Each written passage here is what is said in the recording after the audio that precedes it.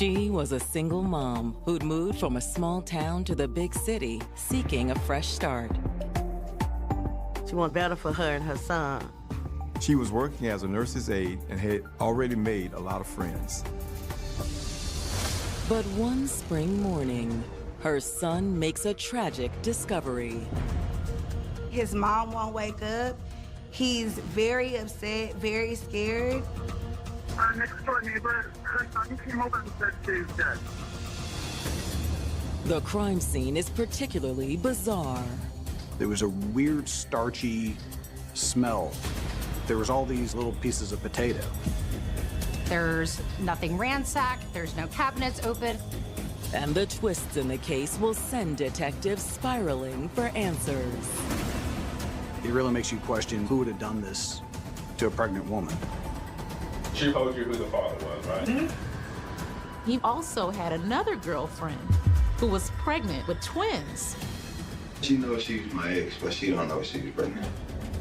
I think these two people were going to find out about each other. The relationship is getting more and more contentious every single day. Had this been his child, it could turn his marriage upside down. He was kind of crazy. He got beat up one time. She actually texted, "I sense the is trying to kill me." He forgot he messed with the wrong one. Wrong one. April 14th, 2017. It's Good Friday in Arlington, Texas, a large, affluent suburb nestled right between Dallas and Fort Worth. It's a very family-oriented city. It's not as busy as Dallas, but it still has its own energy. Today, many Arlington residents are already off work, preparing to celebrate the Easter weekend with their families. There's lots of shopping, lots of getting your outfits together, lots of getting your meals together. But the festive atmosphere takes an unsettling turn when a 911 call comes in to Arlington Police. Hi, we have our next door neighbor. We need an ambulance. Her son came over and said she's dead. You believed his mother was dead? Yeah. The son, who is 8 years old, told her his mother is not moving, she's bleeding. His mom won't wake up. He's very upset, very scared. His mom is 25-year-old Kenesha Walker. 25-year-old Kenesha Walker and her son had only been living in Arlington for 8 months. Kenesha was originally from a small town in Mississippi. She got ready to leave and move to Texas because she said she wanted better for her and her son. She found a good job as a nurse's aide, moved into a nice townhouse, and really seemed to be thriving. She had a lot of friends. She was like my angel child, really my angel. However, nothing was more important to Kenesha than being a mom. Kenesha and her son had been through a lot together. His father was murdered 4 years earlier, but she was determined to give him a good life. Hey, Mama. Hey, you ready for school? Yep. She raised him right. He was a good-mannered child. Everything she did it with her son. She'll take her son out. They'll go out to eat together. They'll go to movies and stuff together. After moving to Arlington, Kenesha also reconnected with an old flame, 27-year-old Keith Haynes, who was living in the nearby city of Plano. Kenesha and Keith dated on and off throughout their high school years in Mississippi and remained in touch over social media ever since. I can't wait to show you all the best spots around here. Keith had moved there 4 years earlier to work with the Dallas County Sheriff's Office. He was working as a courtesy patrol officer. So it only made sense that the two would rekindle their prior romance when they were back in the same city. Pick me up at 8. All right, I'll see you then. They came from a very small town, and so when you move to DFW, which is a very big place, knowing somebody from your hometown was probably very easy. But now, police are en route to Kenesha's home after receiving an alarming 911 call from her neighbor. Her son came over and said she's dead. You believed his mother was dead? Yeah. When police arrive at Kenesha's residence, they cautiously make their way inside. Everything is neat. There's nothing out of place. Everything looks normal. There's nothing ransacked, there's no cabinets open. There didn't appear to be any sort of forced entry in the home, and it didn't look like the house had been rummaged through. But in the primary bedroom, investigators locate Kenesha. She's laying in bed with the covers pulled all the way up to her neck.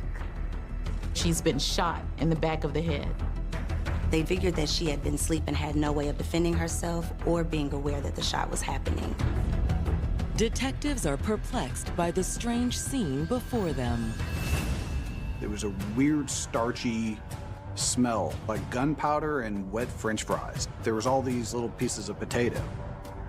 There are potato pieces scattered not only all over the room, but on top of her in the blanket. And when investigators pull back the blankets covering Kenesha's body, they make a tragic discovery. They realize she's also pregnant. She was clearly 7-8 months along. Sadly, there's no chance of saving her unborn baby either. It really makes you question who would have done this to a pregnant woman. 25-year-old single mother Kenesha Walker was making a beautiful life for herself and her son in their new Texas home. She was working as a nurse's aide and had already made a lot of friends. She'd also reconnected with her old high school flame, Keith Haynes. I can't wait to show you all the best spots around here. Keith just happened to be living there too after moving there from Mississippi 4 years earlier. He worked as a courtesy patrol officer for the Dallas County Sheriff's Office. But on April 14th, Arlington police have just discovered Kenesha shot to death inside her bedroom. They soon realized she's 7 or 8 months pregnant. It really makes you question who would have done this to a pregnant woman. Making the crime scene even more baffling, there's chunks of potatoes scattering the bed. Old cops would tell stories about potato silencers, and I was like, did this person really, use a potato as a silencer? Is that really a thing? Near the bed, detectives find another key piece of evidence. A few feet away from the bed, they ended up discovering a shell casing. Looked like a .40 caliber, nothing special. Investigators do a sweep of the entire apartment and confirm that nothing of value has been stolen. A purse, her wallet, all that was still on her kitchen table. Her money, her credit cards and stuff, bank cards. However, one thing is missing from the apartment. There's no sign anywhere of Kenesha's cell phone. Police immediately worked on processing a warrant to get access to her phone records. The missing phone, combined with the lack of forced entry or other stolen items, leads detectives to believe this was no random attack. Initially, I felt pretty confident that it was probably going to be a known suspect or somebody had a key or had access to the place. But who could that person be? Detectives head next door, where Kenesha's neighbor is still caring for her 8-year-old son. He appeared to be in shock. He was saddened, stunned. Investigators are hoping the young boy knows if there was anyone else in the home with him and his mother the night before. Was anyone there when your mom put you to bed? He said that he and his mom were the only ones in the apartment when he went to bed around 9 p.m. that night. He didn't even hear a gunshot or anything overnight. However, Kenesha's son says someone else was there in the early morning hours. He says that around 2 a.m. he was not feeling well, and he did go into his mother's bedroom to let her know, and there was a man that was in the bed with her. And when he asked who it was, she told him it was Moosey. When detectives asked the son, does he know anything about Moosey or even his real name, the son can barely tell them anything. He didn't know who it was. He didn't recognize him. Okay, and then when you woke up in the morning, Moosey was gone? Kenesha's son woke up around 10 a.m. and went to his mother's room. Mom? That's when he found her and subsequently ran to the neighbor's home for help. To detectives, it seems very possible that Moosey could be behind Kenesha's murder. But who is he? Before investigators can continue trying to answer that question, they have the grim task of contacting Kenesha's mother. She was still living back in Mississippi. Miss Bagley, I'm afraid I have some terrible news. They said your daughter was murdered. Then I said, what? I said, no, not my baby. She did not get in no trouble at all, period. I was nervous and shaking. I said, no, this cannot be true. I said, not Kenesha. I started telling her, you know, what happened to her daughter and if she knew of anyone that could have been harming her daughter. And she said, no, not really. Everyone loved my daughter.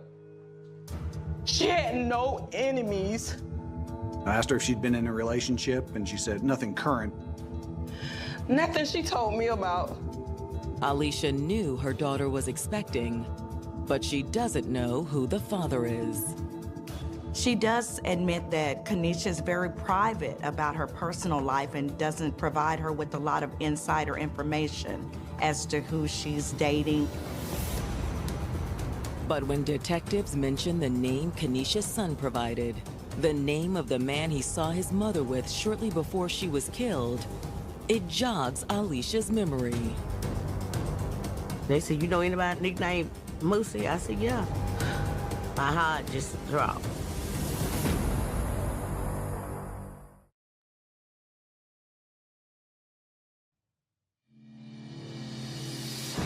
Texas homicide detectives investigating the murder of 25-year-old Kenesha Walker have just shared the grim news with her mother back in Mississippi. I said, no, this cannot be true. I said, not Kenesha. She couldn't think of anyone who would do this to her daughter. That's when detectives share the information they've learned from Kenesha's son. He said he saw a man his mother referred to as Moosey in her bedroom shortly before she was killed. They said, you know anybody nicknamed Moosey? I said, yeah. My heart just dropped. She said, oh, I know who Moosey is. Moosey is Keith Haynes. They were dating together back in high school. As far as I know, he still lives here in Mississippi. Kenesha's mother was very confused. As far as she knew, they weren't even in contact with each other. In hopes of learning more about Keith Haynes, detectives run his name through their database and confirm he's currently living in the nearby city of Plano. They find out that he works for the Dallas County Sheriff's Department as a courtesy patrol officer. So police are wondering, someone who actually works for the state and the police department, would he actually do something like this? But before detectives can reach out to Keith, someone else arrives at the station to speak with them. The young woman is a close friend of Kenesha's named Ava Nelson. Ava explains that she'd been with Kenesha earlier that evening before she was killed. So she was at your house last night to wash her clothes. Were you there when she got there? No, I was at the nail shop. When I got there, she was laying across the couch like normal. Y'all had a small conversation, I'm assuming. Nothing out of the ordinary. Nothing. She was on her phone. She was on Snapchat, looking at the different stuff. Kenesha did not mention anything about anyone coming to visit her that night. Ava doesn't know of anyone that would want to hurt Kenesha. However, when detectives broach the subject of Kenesha's pregnancy, Ava does know who the father is. She told you who the father was, right? Mm-hmm. What's his name? Keith Haynes. However, despite the baby and Kenesha's history with Keith, Ava doesn't really think the relationship was all that serious. She never speak on him. I guess it was just a fling. So they just kind of hooked up or something like that? She said that Keith also had another girlfriend who was pregnant with twins at the same time and due the same week as Kenesha. He was in a long-term relationship with a different woman. But Ava doesn't know the woman's name or how to get in contact with her. He was staying with the girl out here. He's been with her a long time. I don't know anything about her. Police determined that this is a very volatile situation, and it could definitely be a motive for murder. Now more than ever, detectives need to speak with Keith Haynes.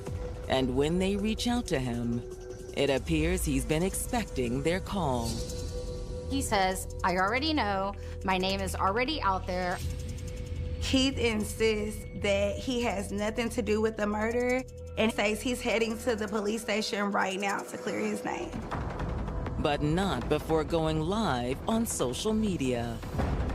I started getting notified by other detectives that Keith Haynes was on Facebook Live going off on a rant about how his name was being brought up in this murder. I don't know how my name come up in this book. And I thought, well, that's pretty handy. I did ask other detectives to record the rant. Say I'm supposed to kill somebody? Well, I tell you what, I'm headed to them police department. Let them know that the moose ain't had nothing to do with nothing.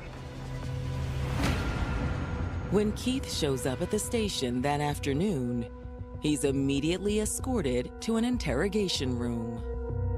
Keith tells investigators that he is only here to clear his name. Just realize this is a voluntary deal. Yes, sir. If any time you want to leave, just let us know. You'll be free to go. I ain't leaving until we done. He claimed that he had no idea what happened to Kenesha and that he had no reason to hurt her. Keith also confirms that he's known Kenesha for several years and that they dated on and off during high school in Mississippi. Well, did y'all stay in touch after y'all broke up, after high school and all that? Or? You know, we will still talk to each other when we see each other. We'll text here and that's what it is.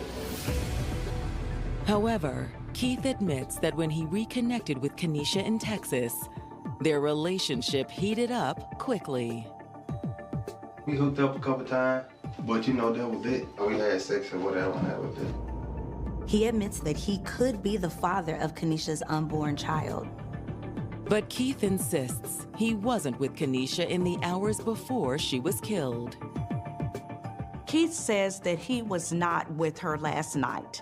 It's been more than 24 hours since he saw her. Keith says the last time he saw Kenesha was on Wednesday, April the 12th. I came up, she cooked, and we just talked. Okay, so what do y'all talk about then? We pretty much just talked about what she was gonna do with the kid and, you know, how I was gonna help out if it was mine. Detectives then start to think maybe her 8-year-old son was confused and possibly did not see Moosey just the night before. Maybe he actually saw Moosey a couple of days before and just got confused with the time frame. Detectives switch gears and ask Keith about the other woman he'd allegedly been dating. Detectives asked Keith if he indeed had another girlfriend, and he admitted it and said yes. However, he denies that his other girlfriend is pregnant. And she's pregnant, right? No. She's not pregnant. Is there anyone else that you know of that is pregnant with your child, or is there anyone else that's pregnant claiming to be your child? Or, No. This was gonna be my first. Keith concedes that he hasn't been honest with his girlfriend regarding his relationship with Kenesha. Does she know anything about Kenesha? Yeah, she knows she's my ex, but she don't know she was pregnant. And she doesn't know you've been messing around with her? Nah. But Keith says he isn't the only one who's been playing the field. He says that Kenesha was also involved with some married white guy. He was kind of crazy and he got beat up one time. Homicide detectives in Arlington, Texas are interviewing 27-year-old Keith Haynes about the death of his former girlfriend, Kenesha Walker. Kenesha was 8 months pregnant when she was killed, and it's possible Keith was the father. But Keith tells detectives he's not the only man they should be looking at. He says that Kenesha was also involved with some married guy. Who's the other guy? That I don't know. She just told me the white guy. See, she was secretive. Keith didn't know the white man's name. He just knew that Kenesha mentioned that it could have been his baby or it could have been Keith's. However, Keith says Kenesha was reluctant to tell the other man he could be the father. He was kind of crazy, and he got beat up one time. She had not let him know that she was pregnant because she didn't know how he would react. I was like, well, you got to tell him. So the last time we talked about telling him was actually a Wednesday. She told me that she was going to tell him. To detectives, this sounds like a perfect storm of a motive. After Kenesha disclosed her pregnancy, he could have become upset and, knowing how domestic violence escalates, killed her. When there is a new baby coming into your life, if you are a perpetrator of domestic violence, you are going to be losing power and control in one way or another.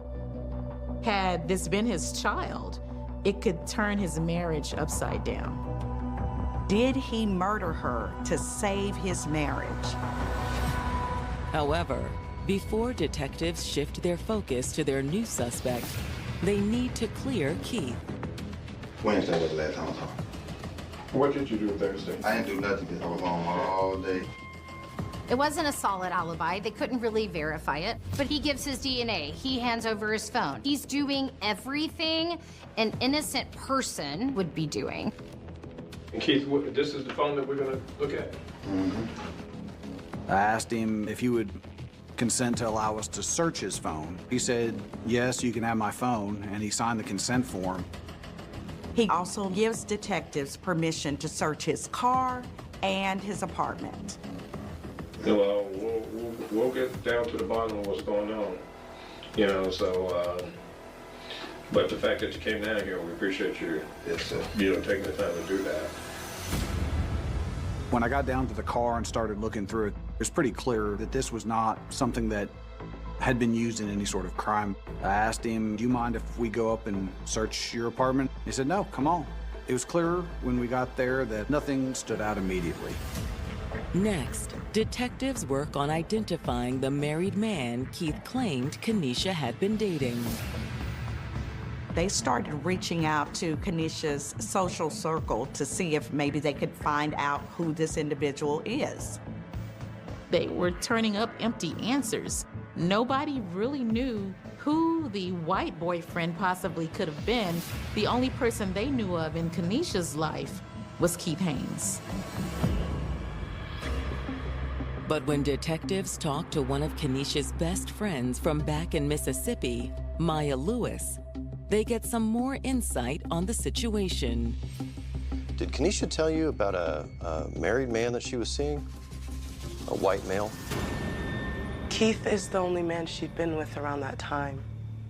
Maya lets them know that Keith and Kenesha's relationship is very rocky. They were always consistently arguing, and they never seemed to get along. But according to Maya, when Kenesha found out she was pregnant, Keith believed they'd rekindle their romantic relationship. Oh my God, we're gonna be a family. He wanted to get back together, but Kenesha did not want to be involved with him at all. What's wrong? This doesn't mean we're back together as a couple again, Keith. She was willing to allow him to co-parent their child, but she felt he was a liar, a cheater, and she really didn't want to be involved with him. Look, we can work together to raise the baby, but that's it. Maya explains that Keith had let Kenesha down too many times in the past. She was over it. And when it came to getting ready for their baby's arrival, Maya says Keith let Kenesha down yet again. He hadn't done anything to help her. She had to purchase all the baby items herself. He's not contributing in any way. He's being very irresponsible. And she had been sending me screenshots of the horrible texts he would send her whenever she would just try to get him to pitch in. Maya said that in the screenshots, it appears that the relationship is getting more and more contentious every single day. And as the tensions between Keith and Kenesha escalated, Maya says one text in particular stood out to her. Kenesha let Maya know that if something were to happen to her, it was likely Keith. Kenesha is speaking to us from the grave. She actually texted, "I sense the is trying to kill me." In speaking with one of Kenesha Walker's best friends, Arlington detectives have learned that Kenesha sent a chilling text message just 2 weeks before she was killed. Kenesha let Maya know that if something were to happen to her, it was likely Keith. She actually texted, "I sense the is trying to kill me. If I come up dead, please show police this." Kenesha signed off the text message with a hashtag main suspect. I wish I could have done more to help her. She goes, "I think it was her way of telling me that something's up with Keith and she felt concerned about him." And when Maya shares the screenshots with detectives, they agree. In the text messages, it is clear that Keith is really pushing for a relationship with Kenesha, but she lets him know that she doesn't have time for games or fooling around. She basically let him know that she did not want him in that way. The text messages grew more and more aggressive. It became clear to detectives that Keith had not been on the up and up with them. Not only did Keith mislead detectives into thinking he and Kenesha were on friendly terms, but it appears he also lied about the other man she was supposedly dating. As if that's not incriminating enough, when Kenesha's cell phone records come in, detectives make even more disturbing discoveries. The text messages on Keith's phone aren't matching up with the texts in Kenesha's phone records. Keith had seemed really forthcoming when he came to the station. He even let detectives go through his phone. But it turns out he deleted a bunch of messages between him and Kenesha from the night of the murder. Keith had told detectives that he had last seen her on Wednesday night. But the text messages showed that Keith had been texting her on Thursday, April 13th. He was texting her the night of the murder, about 10:45 p.m. They have text messages where he's telling her, "I'm on my way. I'll be there in a few minutes. Leave the door unlocked." Text messages are pretty damning, but police also discover Keith changed his phone number the same day Kenesha's body was discovered. How on earth do you explain that? This new evidence is enough for Arlington police to move in on Keith. We went back and at that point issued an arrest warrant for Keith Haynes. Keith is taken into custody at his apartment without incident, and he's booked on capital murder charges. For Kenesha's family, the news of Keith's arrest comes as a huge relief. I know it was him all the time. It made me feel good because they finally had got him. They go back into the interrogation room a second time. Keith agrees to waive his rights, and he agrees to talk with them. You voluntarily waive so we can talk for a minute? Okay. Police think that they may be able to get a confession out of him. They had tons of circumstantial evidence, but there is nothing more compelling than having a suspect admit to what they did in their own words. Is there anything that you feel like we need to change or amend? Is there anything you want to tell us? Initially, Keith sticks to the same story. Essentially, you told us that you last went over to the apartment on Wednesday. Keith maintained that Wednesday was the last time he saw Kenesha and that he wasn't with her the following night when she was killed. That's when detectives roll out the cell phone evidence they've collected. They show him the text messages that were shared with Maya about Kenesha thinking that he might try to kill her. She texted and said, I sent this just trying to kill me. If I come up dead, please show the police this and the other screenshots. Hashtag main suspect. What? Yeah. Detectives continue to press, confronting Keith about the deleted texts from his phone. So we started going down the path of, well, what about this? Why is the conversation showing that you're coming over here? And he denied it. It ain't not my first time lying to her. It had been a number of times I done lied to her like I was coming and didn't. He says, I wasn't really ever planning to come over there. Why did you switch numbers? I always switch numbers. Well, why did you pick Friday? It wasn't a reason why I just picked it, I just changed it. I mean, you have to understand, Friday morning is when we found Kenesha, right? Right, but that ain't got nothing to do with that, dog. That's just a coincidence. I mean, everything I confronted him with, which clearly showed that he had done the offense, he just continuously denied. The more evidence police present to him, the more it seems like Keith is trapped in a web of his own lies. Keith, if you've lied to us before and you want to talk to us about something, let us know. But will he finally come clean and admit to killing Kenesha? If you got an explanation, tell me. In an Arlington police interrogation room, detectives are throwing all their evidence at Keith Haynes, hoping he'll confess to the murder of his pregnant ex-girlfriend, Kenesha Walker. As detectives continue to pick apart Keith's story, the more it seems he's running out of ways to explain it all away. Like I say, just piecing it together. You have to understand, just from right there, that seems kind of suspicious, right? And I promise you I can understand that, but I wasn't there. In addition to the deleted text of Keith saying he was heading over to Kenesha's house on the night of the murder, detectives also had the GPS data from Keith's phone. The GPS data shows he left his house around 11 p.m. and arrived at Kenesha's house at midnight. He doesn't leave until 4 a.m. Police believe Kenesha was killed around 3 a.m., so Keith had every opportunity to commit this crime. I was asking him, since we first talked, you said that you stayed in your apartment all night. Well, why is your phone showing GPS coordinates outside of this area?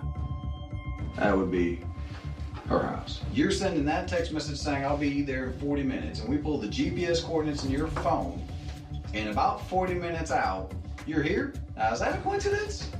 That's wrong, I tell you that, because I didn't go anywhere on Thursday. Keith, how do you explain that? To be honest with you, I can't even explain it. Like, I don't even know if they're true or not, to be honest with you. This is coming off the GPS from your phone. I can't make this up. If you got an explanation, tell me. I mean, I don't. Again, everything was just deny. He's still sticking to his story. We're not playing games with you. We've showed you everything, the conversations and all that. Right now, what I'm asking you to do is explain it. Explain the truth to us. I don't know what truth you're trying to say, and like I said, I did not kill Kenesha Walker. No matter how many holes police poke in Keith's story, and no matter how much pressure they apply, he still refuses to confess to the crime, and eventually just stops talking. I ain't got nothing else to say. I told y'all what I had to say. They have enough evidence and they are going to push this case forward, but he's just shutting this interrogation down. He really is displaying characteristics of a sociopath, maybe even a psychopath. In retrospect, we know what he did. He knew what he did. He was just so callous. Years pass before Keith's case goes to trial. The wheels of justice move slowly. They were moving even slower in this case.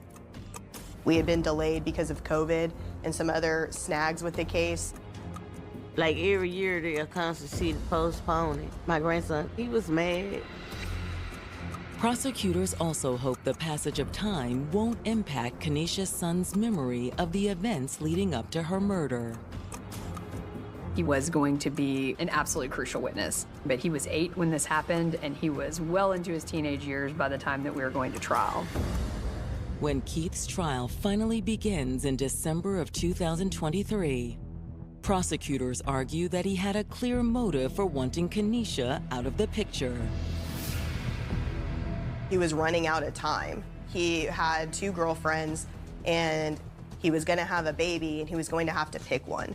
And he was going to have to admit that he was cheating. His time was running out, and he had to make a decision. What's that? Oh, nothing. How was your day, babe? He had a good situation where he was living with his other long-term girlfriend, and Kenesha was pregnant with his baby and was going to have him providing child support. These 2 people were going to find out about each other. And so our theory was he treated her like a loose end that he needed to tie up. I'm gonna go out for a little while after dinner, okay? Where to? Just to visit an old friend. He ultimately became a murderer.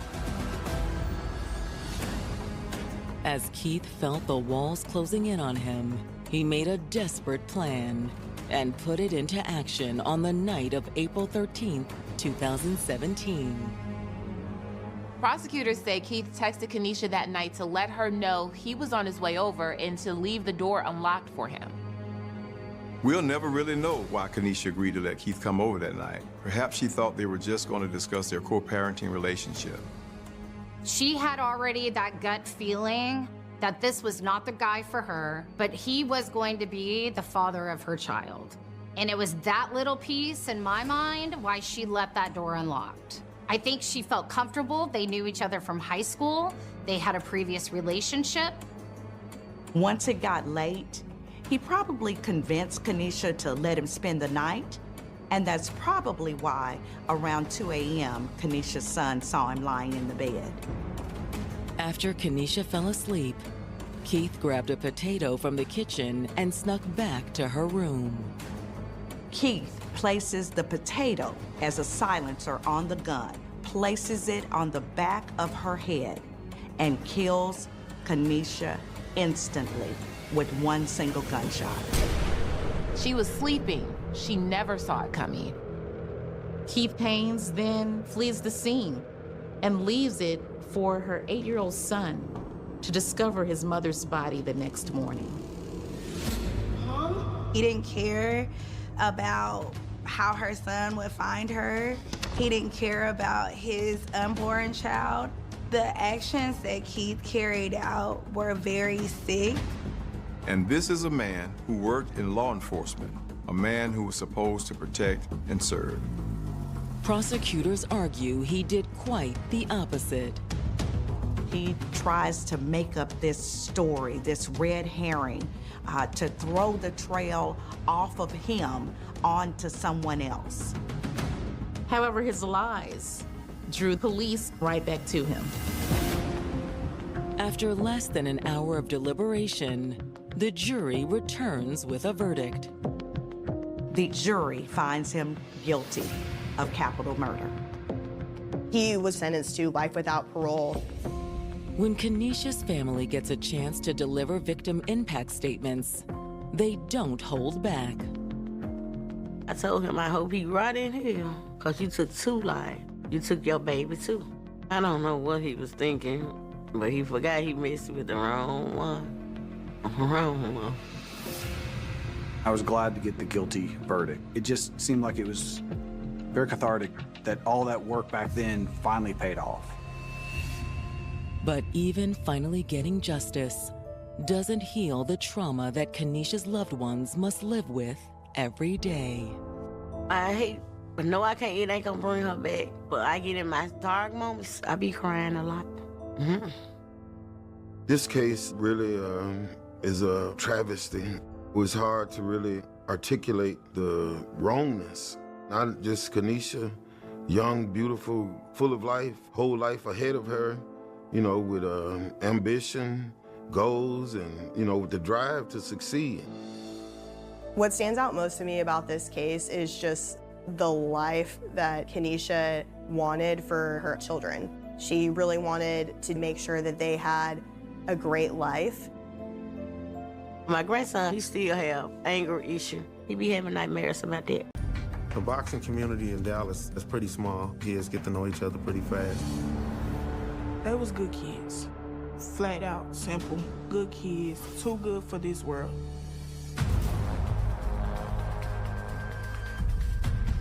Police received calls about shots fired. The officers get to the park. A lot of people are scattering. There is a young man lying on the ground with a bullet wound to his head.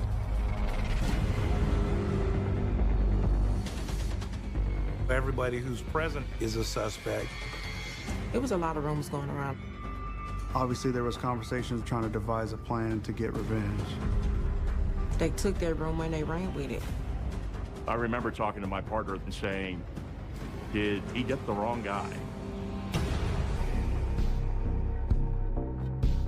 It's April 25th, 2021, in DeSoto, Texas, a suburb of Dallas.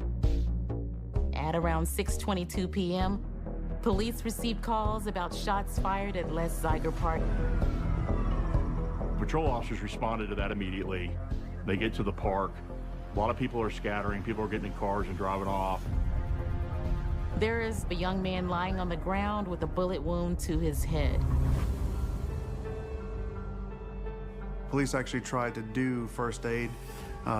They were trying to apply pressure. They were trying to put a towel on his head. At one point, he actually tried to stand up. The injured man is unable to identify himself. He was very frantic, laying on the ground with blood coming out of his head. We quickly got our ambulance there and our paramedics. They loaded him up and went, and he was still alive. By then, only a few witnesses remain. The initial detectives arrive at the scene and try to get some information.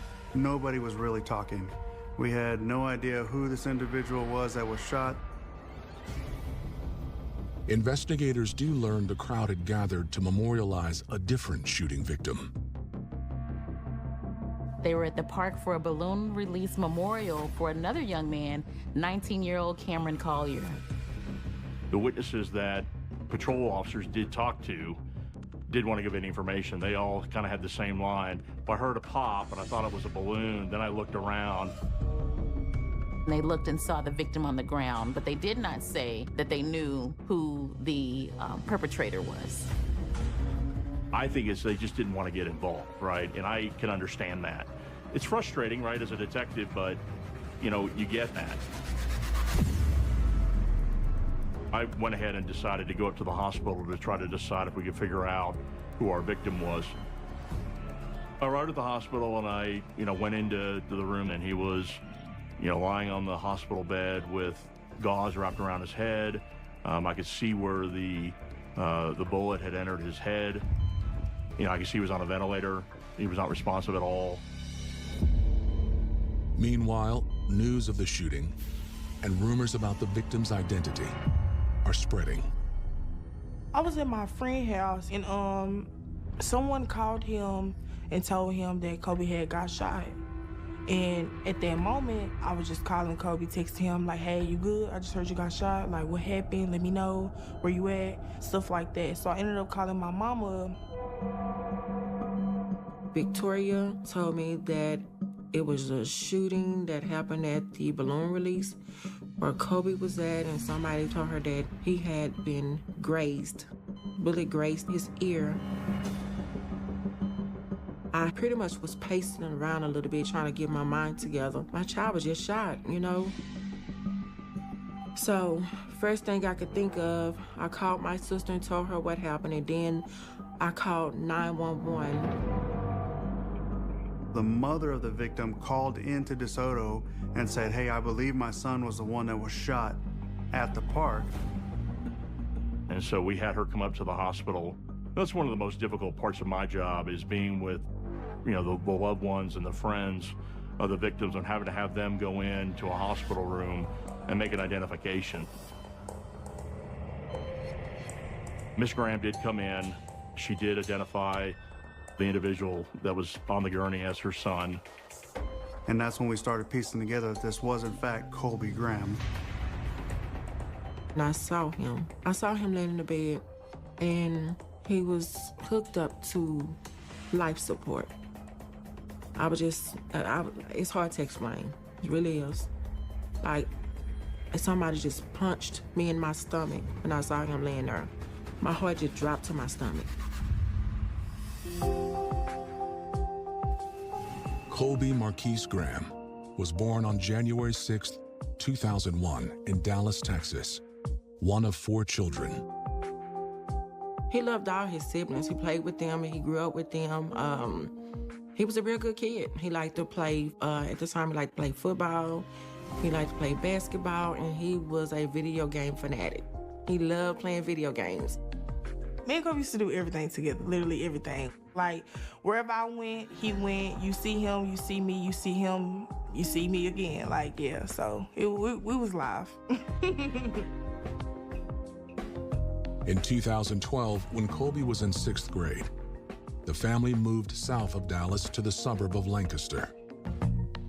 He went to Lancaster High School, and then after Lancaster High School, he went to Gateway Charter School. Colby and his brother took up boxing and found a new friend group. The boxing community in Dallas, especially on the African-American side, is pretty small. It's predominantly like a Latin or Mexican atmosphere, so, you know, that draw the people closer, and the African-American kids get to know each other pretty fast. He was very selective of the friends he hung around with, and the ones he hung around with I knew, and they was pretty good kids, very well-mannered. I met some of the parents that the kids he hung around with. They were really good kids. Colby bonded with one young boxer in particular, Cameron Collier. Cameron was really cool, really witty, easy to be around. I think boxing became an outlet for Cam and like an extended family and something to look forward to. So he worked really hard. Cameron was a very gifted boxer, and he took it upon himself to study techniques of the greats, including Errol Spence Jr., a world champion and DeSoto native. He was a rising star in the boxing community. He was also involved in the Marines, and he was very active in the community. You just take a lot of pride in that because you think this young man's really gonna grow up and be something. Cameron and Kobe, they did a lot together. You know, he used to come to the house and pick him up when he needed to go places, and did a lot together. They was friends for like maybe 4 to 5 years. By 2021, the boyhood friends were now young men, and their friendship was as strong as ever. But that spring, tragedy struck. On April 22nd, 2021, Kobe suffered a tremendous loss when his friend Cameron Collier was killed in his vehicle. Colby was devastated. He was so hurt, really hurt. Like, I just got through talking to him. He wasn't the Kobe he had used to being. You know, he had changed. I started noticing a lot of depression. He was kind of moping around the house and acting different. 3 days later, Colby planned to attend a balloon release in honor of his friend. Cam died on a Thursday. Balloon release was on that Sunday. So within them days, he kind of made his mind up that he was gonna go. And originally, he wasn't going to go by himself. He was going to go with our cousin. Our cousin had something to do. He was just like, okay, cool, I'm just going by myself. But hours later, Colby himself is the victim of a gunshot wound. He is on life support at a local hospital as his mother looks on in shock. I looked at him, and like, wow, why? You know, it didn't make no sense to me. You know, seeing my son laying in that bed with those on that machine, and like, it just didn't make sense. I didn't understand. When we spoke with Colby's mom at the hospital, in my opinion, she was doing a really good job staying strong. She was asking a lot of questions that I can remember, and I said, you know, we're working on it. I hugged her. I said, you know, we're gonna find out who did this. Detectives working the case are familiar with Cameron's shooting 3 days earlier. There were similarities between, you know, Cameron's death and now Colby Graham's. Not only are the two cases similar, Colby's name had come up in Cameron's case. He was a person of interest in Cam's murder. We immediately started to say, okay, this is definitely related to Cameron's homicide.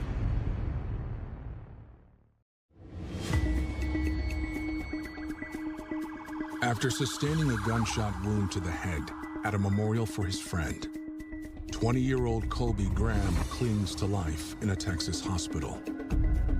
Colby is in critical condition, and his chances of survival look slim. The initial investigation was on what we call an aggravated assault with a deadly weapon. So that's what we initially started working the case as, but we knew there's a good chance that Mr. Graham would pass.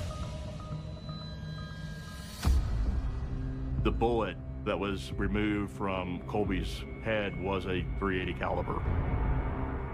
.380, it's not a rare round, but more people lean towards 9mm 40, something more common. .380 is kind of, I wouldn't say rare, but it's not as common as a 9 or 40.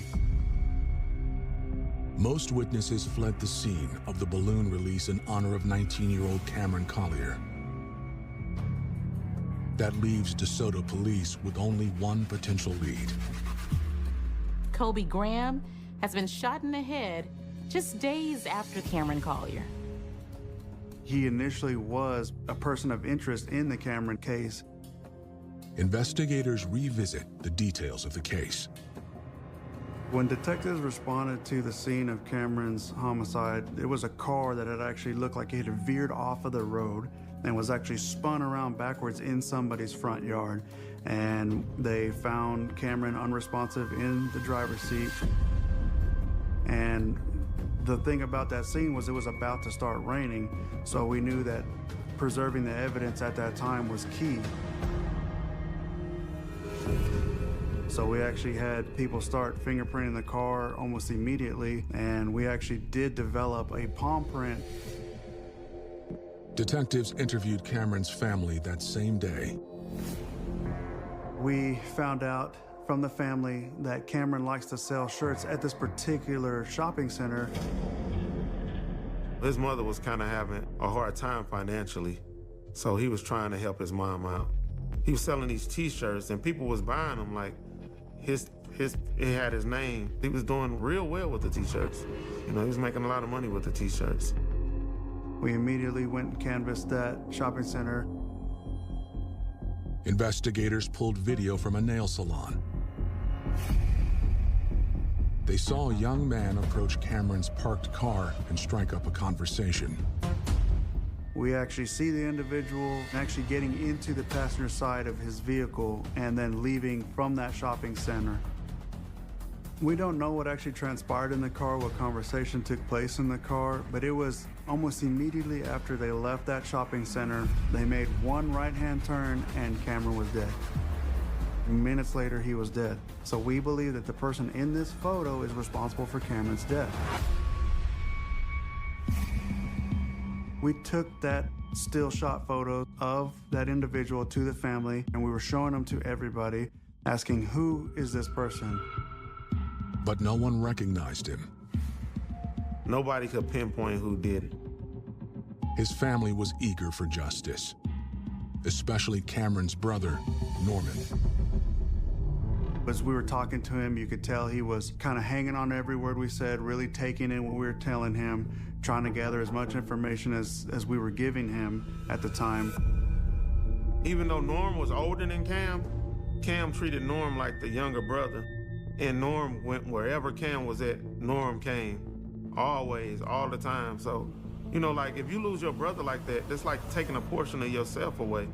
You know what I mean? You couldn't even imagine.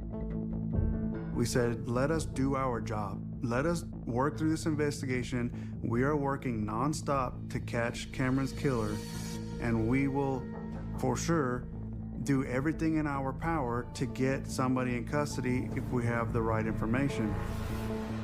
We asked the family, okay, who does Cameron usually hang around? Who can tell us where he has been, what his daily routine is? And they all said, well, yeah, he hangs out with Gabe. Him and Gabe are inseparable.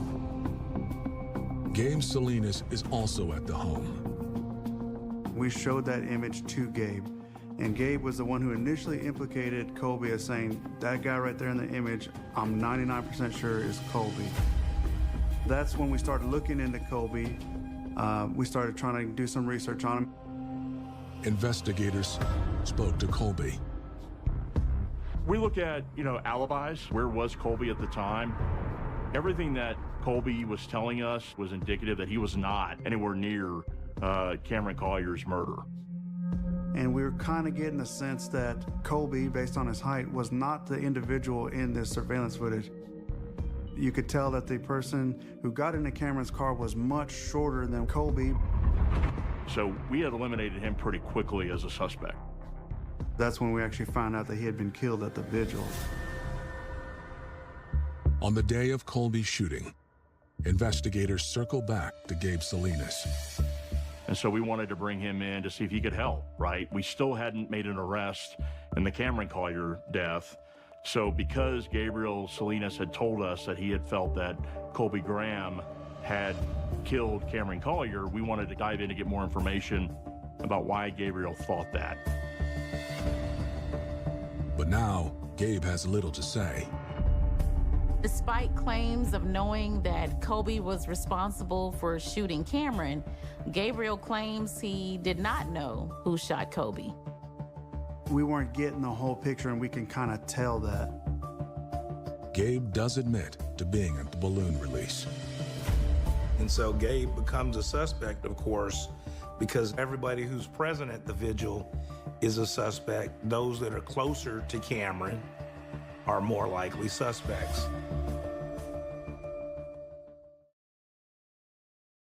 Worries all go when the funk gets low, let the whole world know. Hey now, clap your hands. Investigators in DeSoto, Texas, trying to untangle the murder behind two shooters. One claimed the murder of Cameron Collier.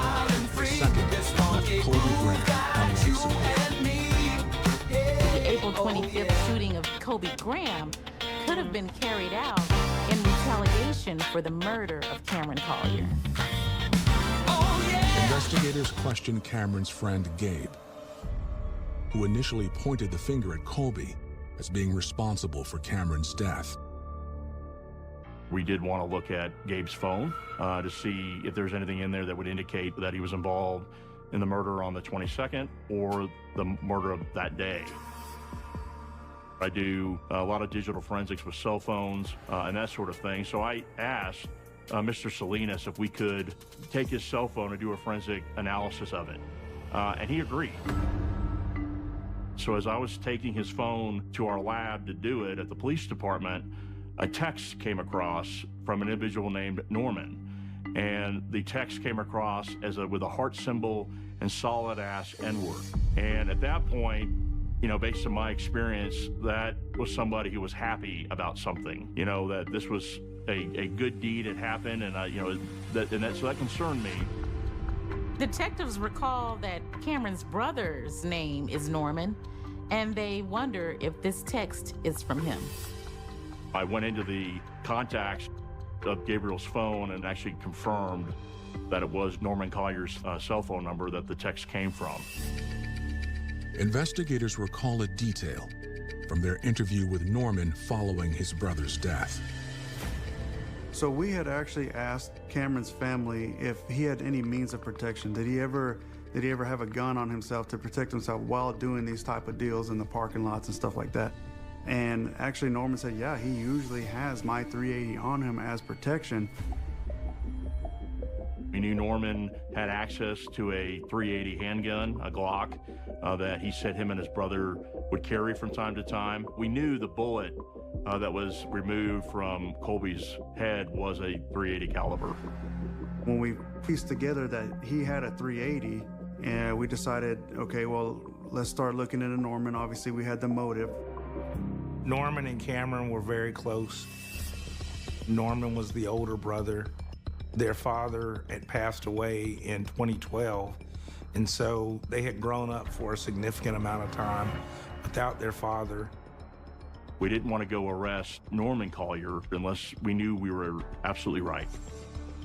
So we started putting surveillance on Norman. We started to do the other investigative things that we do We start honing in on a real person of interest. We started calling and say, hey, we need to talk to Norman. We started trying to get family members to help us talk with him. Once we kind of started leaning towards it being Norman, we found that it was harder and harder to actually get him in person. On April 28th, investigators received new information about Cameron Collier's murder. We were getting information from some neighbors that they may have captured an individual running across some yards on a couple doorbell cameras. When we got those videos, we saw that this individual was actually running to a certain particular house. He was wearing like a gray hoodie with some type of ripped jeans and I believe a red shirt underneath. Then, investigators receive an ID on the palm print found in Cameron Collier's vehicle. The lab comes back with an ID on the palm print. However, it doesn't belong to Kobe. The palm print comes back matching that of a 16-year-old with an extensive history of burglary named Justin Davis. Based on some of the doorbell cameras, we saw that he ran specifically to this one house. And when we developed information, we learned that that house was actually the house of Justin Davis. When police look up Justin Davis in the system, they see that he is wearing an ankle monitor connected to a different crime. But when they ping the monitor's location, they find that it's been disconnected or broken. We did surveillance on his house. We went and spoke to his mother at their residence, searched the residence, looking for any kind of evidence. We couldn't locate Justin Davis. 5 days after the murder of Cameron Collier, investigators have identified a suspect, 16-year-old Justin Davis. We couldn't locate Justin Davis, so we made the decision to do a directive to apprehend on a national database in case he does get handled by any law enforcement officials. They'll know that we need to speak with him. If Justin Davis killed Cameron, it proves that Colby didn't. I remember talking to my partner at the time, Detective Acosta, and saying, did Norman get the wrong guy, right? Is this, I'm sure hoping not. We were hoping that this was not a case of Norman Collier going out trying to get revenge for the death of his brother Cameron. But Norman's recent social media posts amp up their suspicions. Norman Collier was posting things that were very interesting to law enforcement. Colby Graham was in a coma, and Norman is actually posting kind of derogatory things towards him being a zombie and that you're not dead, but you're not alive, those kind of things, indicating that, yeah, you're like the Walking Dead, essentially. He made mockeries. He posted zombies. My brother was a zombie. I thought he was hard body. Why they lied? Just all type of stuff, like crazy stuff. And it's like, boy, you just stay here and shot my brother, and you making Instagram posts? Like, this what we doing? It was him basically saying that's what you get for messing with my brother, right? That's the way we took that post at that time. Investigators are still unable to track Norman down for questioning. On April 28th, 3 days after Colby's shooting, investigators get another break. We were actually told by another detective that he spoke to somebody from the Parks Department who happened to mention, hey, are you working that homicide that happened at the park? And he's like, well, there's video there. And we were shocked at that information. We immediately went over to the park and started extracting the video from the actual DVR. And when we brought it back, sure enough, it had captured the offense on camera. When they watch it, they get a shock. They are able to clearly see footage of Kobe's shooter, and it's Norman Collier. From what we can see on the video, we see that the vigil is going on. There's still people hanging around the park. Colby walks up kind of slow, and it almost seems like Norman was almost, in essence, stalking him, coming around a car. And as soon as they met close to each other in between two cars, he immediately pulled out a pistol from his left pocket, held it with his left hand, and fired a shot towards Colby in his head.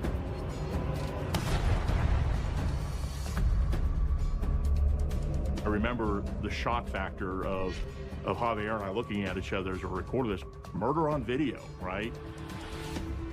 After the shot rang out, people started to flee. They started getting cars, leaving. Not Norman. Norman starts jumping around, obviously excited, obviously amped up, which is what we would see somebody who is, feels some sort of relief, right? That they have done something for lack of a better term, retaliation. You killed somebody close to me, now I'm gonna take your life. We felt that he, in his heart of hearts, absolutely felt that he had killed his brother's killer. That's when we swore out the arrest warrant for the aggravated assault. But that charge is about to change. Colby's family gets a grim update on his condition. It was the 28th. They took him down and they did the brainwave. And the doctor called me around about 8 in the morning and told me what was going on. They told me I need to get there. When we got into the room, they still had him hooked up to the machine. And the nurse kind of did a demonstration on him to show that he was gone. That's when they clarified that he was considered brain dead. The next day, Colby Graham passes away. I just heard my mama footsteps walking in my room. She was just like, he didn't make it. And I was just like, damn. Like, I didn't know what to say. Even now, still in shambles, like, my heart is broken. That's when we were planning on, changing the charge to capital murder under Texas law. Because when you commit murder in retaliation for something else, it rises up to the level of capital murder, which in Texas is punishable by life without parole in prison or the death penalty. After a week of bloodshed leaves 2 friends dead, DeSoto police are on the lookout for 2 murder suspects. 16-year-old Justin Davis and 22-year-old Norman Collier. On April 29th, police get a tip on Norman's location. We learned that Norman was actually staying with some family friends. We called Norman and asked him to come to the police department to speak with us. At first, it appears that Norman is ready to cooperate. Investigators come at Norman hard. We told him, you shot the wrong guy. The individual that you shot was not the person who killed Cameron. We never revealed who it was. Based on Justin Davis's age at the time, we couldn't reveal that to him. The news is a shock to Norman. To be told that you killed the wrong person, you've risked your entire life and you've gotten it wrong. I think it was devastating. He, in so many words, indicated that he was responsible for the death of Colby, but never outright said it. He said that he wanted to apologize to the families for what had happened. He would never fully outright say the words, yes, I shot Colby Graham, but the guilt was weighing on him so heavy that he was saying other things. He also stated what he did with the gun that he used. He told me that the gun, he had given it to somebody and that we would never find it. Norman acknowledged that he got rid of the gun, but he didn't say to whom. And I think Norman's thinking there was he didn't want to get anybody else in trouble, that he was responsible for the shooting, and that the gun was gone. Norman is officially charged with murder. Once I learned that Norman Collier was in custody on the capital murder warrant, we drove over to the Collier's residence to let them know where Norman was and what had taken place. And I remember having the conversation with Mrs. Collier. It was very tough for me because I felt here was a mother who had 2 sons. One had just been murdered a week before, and now we had just arrested her other son on a capital murder charge that, if it had been prosecuted as such, would have meant life in prison without parole or the death penalty. And to have to tell that to a mother who had been through so much affected me. I've never had to do that before, and I felt really bad for for Mrs. Collier and having to go through that. Even with the arrest, the investigation continues.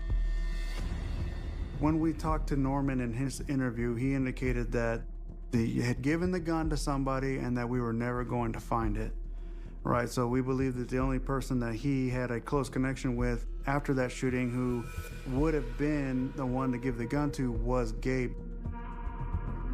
Investigators bring Gabe Salinas back for another interview. That's when Gabe learned that the wrong person had been shot. He was extremely torn up. You can tell that it was weighing very heavily on him that these certain events took place in this manner, and that he never said it directly, but we knew he was involved. With neither Gabe nor Norman giving details, investigators pieced together what they believe led to Colby's death. It started when investigators first showed Gabe still shots from surveillance on the day of Cameron's death. Whenever we showed that picture to Gabe and he told us that it was Colby Graham, Norman was sitting on the sofa 10 feet from him when he heard that name, Colby Graham. And obviously there was conversations that were had once law enforcement left between Gabe and Norman as to maybe trying to devise a plan to get revenge. Over those next 3 days, there was a lot of social media chatter in the DeSoto area. There were people saying that they knew had killed Cameron Collier. They knew that it was somebody who was close to him. We did see Colby Graham's name come up several times as people saying, oh, this is the man who killed, Cameron Collier. Colby knew of the rumors and reached out to Gabe before the balloon release. He felt that his name had been put out there as being involved in the homicide, which is why he clarified, hey, can I come? We believe Norman and Gabe may have actually rode to the balloon release together, and there was actually conversation had based on the cell phone extractions that we got that was telling Colby from Gabe, yeah, you can come through. So obviously that information would have been instantly relayed to Norm. As law enforcement, we believe he was lured to the scene to try to get him there. He knew in his heart of hearts that he had nothing to do with it, so maybe he felt, yes, I want to clarify things. My name is out there, but I didn't do this. I'm here for Cameron. I'm here to celebrate Cameron's life. And to him, that was more important than trying to squash any rumors. He was there to support Cameron, and unfortunately, he paid for it with his life. As the dust settles around Colby's case, investigators still have an outstanding warrant to serve. Justin Davis, who is responsible for the death of Cameron Collier, is still on the run. In the weeks following the murder of Cameron Collier, authorities in DeSoto, Texas, search for his suspected murderer, 16-year-old Justin Davis. We had known that he was being monitored by juvenile probation using an ankle monitor, that he had removed that ankle monitor. Finally, on May 12th, Justin Davis is located in the Pleasant Grove area of Dallas. Justin confesses to shooting Cameron Collier in a random act of violence. For whatever reason, he found himself armed in the streets and looking to rob somebody. And he robbed and killed a person who didn't deserve it at all. Justin Davis, at the time of the offense, was a juvenile, but was later prosecuted and certified as an adult in this case, and was sentenced to an actual considerable length of time to prison. In March 2024, Norman Collier goes on trial for the murder of Colby Graham. He ended up pleading guilty to the jury at the beginning of trial. It's what we call a slow plea, which means you're going to a jury trial acting like you're going to plead not guilty. But when you go in, you stand up in front of the juries like, as a defense attorney, ladies and gentlemen, my client's guilty. He did what he's accused of doing. But there's a lot of mitigating factors that I want you to hear, and why I'm going to ask you for a lot lesser sentence than what the state of Texas is offering as part of a plea bargain. And that's what happened in this case. Norman entered a plea of guilty to the offense of murder. But in Texas, if a murder occurs under what's known as sudden passion, the range of punishment is reduced. And so the issue was whether or not this was a sudden passion murder. Norman's attorney asserts that he is not a cold-blooded killer. There was no evidence of him ever being convicted of any crime prior to this. And when I say any crime, I mean any crime. So Norman had zero experience with the criminal justice system. Norman played video games, frankly. He stayed in more than his brother, and he had worked some various odds and ends jobs and made contributions to his household, but he wasn't a troublemaker. He wasn't somebody that I think if you passed on the street that you would feel any type of threat at all. They argue that while at the memorial for his brother, Norman was overcome with grief and anger. There was a release of the balloons that had occurred, and it's kind of the same thing that occurs when you're graveside at a funeral and you see a coffin lowered. Now, I think the emotions that you feel in that moment, there's a lot of finality to it. There's a lot of pain. And this was just several days after his brother's death. It's generally understood that the impact of death, particularly someone close to you, changes how you feel and act mentally. But prosecutors point out that Norman Collier brought a gun to the memorial, suggesting premeditation. They tried to say that he acted out of sudden passion. There's nothing sudden about it. Sudden is when you hear about it, you see it, you act upon it, whatever the case may be at that moment. You don't wait 3 to 4 days and then go with your move. That's not sudden. It was already in his mind what he was gonna do to him. So, and he had the time to change his mind. He had the time. But he didn't. Ultimately, the judge came to the decision to sentence Norman Collier to 22 years in prison. I don't think Norman would have done what he did unless he actually believed that Colby had killed his brother. It's sad to me not only that he decided to take matters into his own hands, it's that he made a huge mistake and ended an innocent person's life for no reason. It didn't make sense to me, you know, and it was so sad because this young man, you know, he lost his life too. And it was sad as well for him and his family. And him shooting my son was more so, he was hurting and he wanted another family to hurt. So basically, hurt people hurt other people. It's a lesson on decisions and will. We all given a will to do wrong, do right. So a lot of times when times are like kind of hard, you got to just stick with it, stick with the things that you know are right, because just things to just take a nosedive that easy. Just one little bad decision can just ruin the rest of your... Feel the funk, don't